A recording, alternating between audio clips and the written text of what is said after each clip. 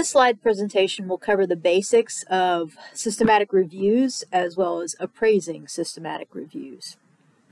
Going back to the research evidence pyramid that we looked at earlier in the semester, you can see that systematic reviews are at the very top of the pyramid. They are considered the best level of evidence that we have in a current area. Okay, we talked a lot about randomized clinical trials being important for intervention studies. Well, systematic reviews are even better because they take any randomized clinical trial that has been published and combines it all together and puts that information into one large review. Some of the systematic reviews have also included with them something called a meta-analysis. That's even a higher level than just a plain systematic review. And we'll get to that by the end of the slides presentation.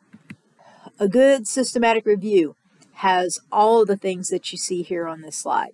You should have a focused clinical research question.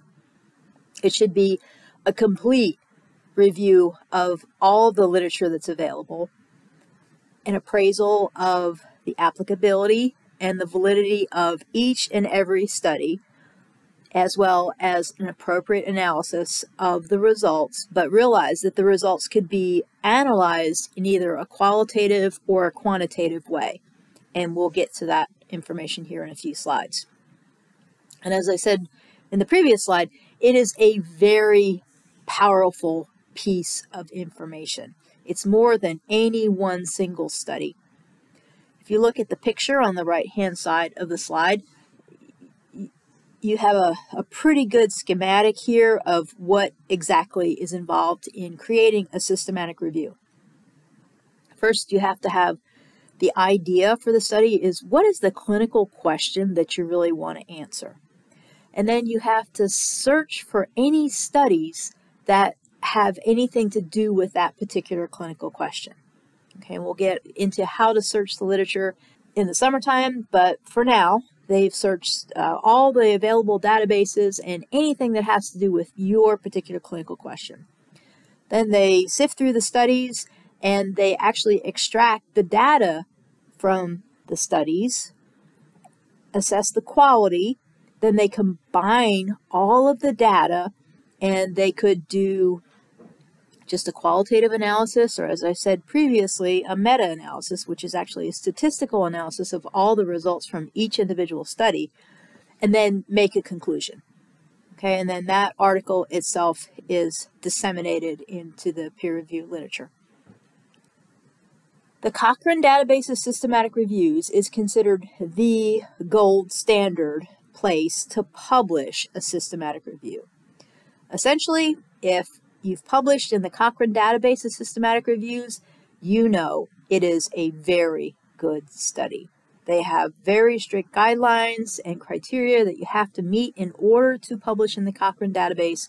And there's a link here to the Cochrane Database that could be useful for your clinical future. Just click on the link and you know that any study that you find in this site is going to be an excellent systematic review. Moving on to some terms. Okay, these are terms that we're going to use when we're looking at appraising systematic reviews, both the internal and external validity of these reviews. They're listed here. There are 8 different terms, and we're going to consider each of these in turn in the next 8 slides. First is the clinical test of heterogeneity, and this is really just a common sense test. As I said previously, a systematic review takes a single clinical question and then looks at any study that was published that is available to answer this clinical question. And the clinical test of heterogeneity really is just looking to see if the studies that were chosen to be part of the systematic review, were all the patients similar enough to be combined? Were all the interventions that were used similar enough to be combined? And, did the outcomes fit with each other? And that's just it. There's no statistics involved whatsoever. It is just looking at the study to see if pulling them all together to answer the same clinical question makes sense. The next is vote counting. And again, this is just a qualitative summary. There's no statistics involved whatsoever. It is just looking at all the studies that were involved in the systematic review, how many of them were positive for the intervention, how many were negative for the intervention, and how many had absolutely no effect at all. And that's all it does.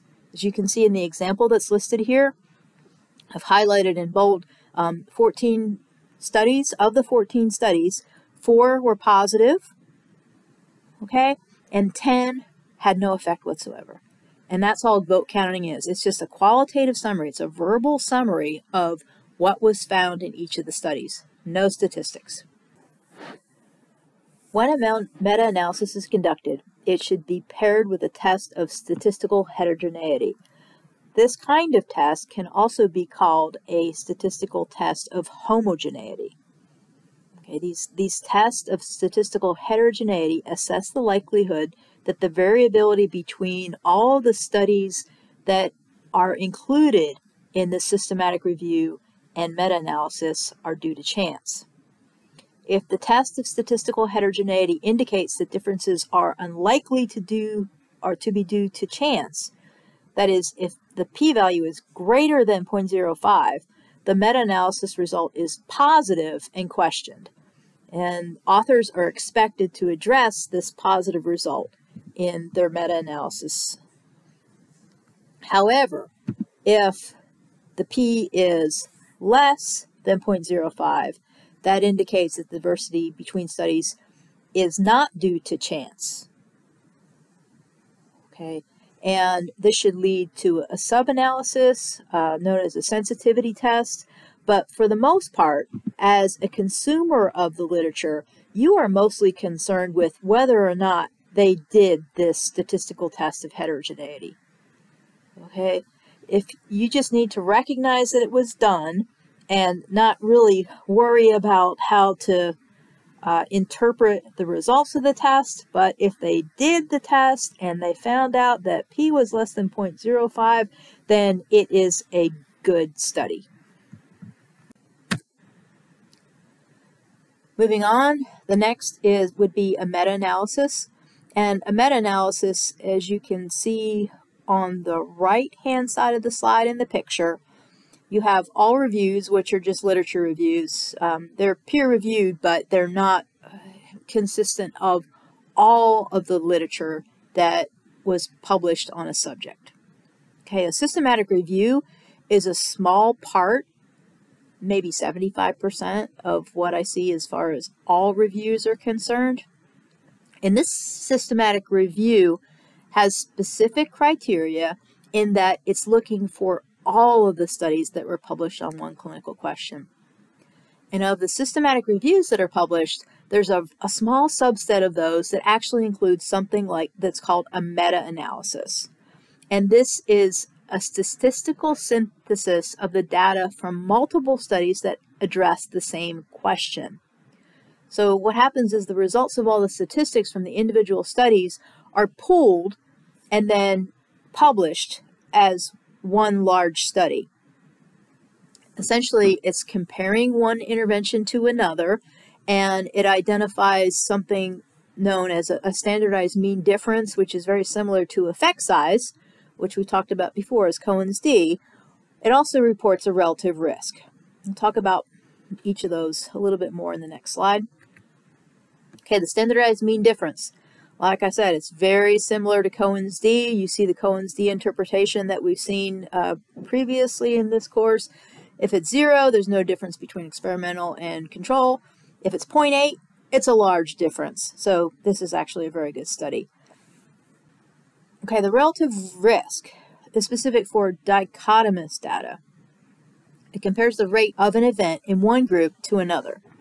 A relative risk of 1 means there's no association between the risk factor and the disease. A relative risk greater than 1 means the risk is increased. So for example, if you have a relative risk of 3, you have 3 times the risk if you have the risk factor for this disease. A relative risk less than 1 means that the risk is decreased. So a relative risk of 0.5 means that there's a 50% decrease in your risk. And last, we have the forest plot. Forest plot usually comes along with a meta-analysis, and it is representative of the statistics that were done, that were pooled from all the individual studies that are included in the systematic review and meta-analysis. And the best description I can come up with to help you understand this information, or how to read a forest plot, is included in the video. So please just take a minute, click on the video link, and watch this short video.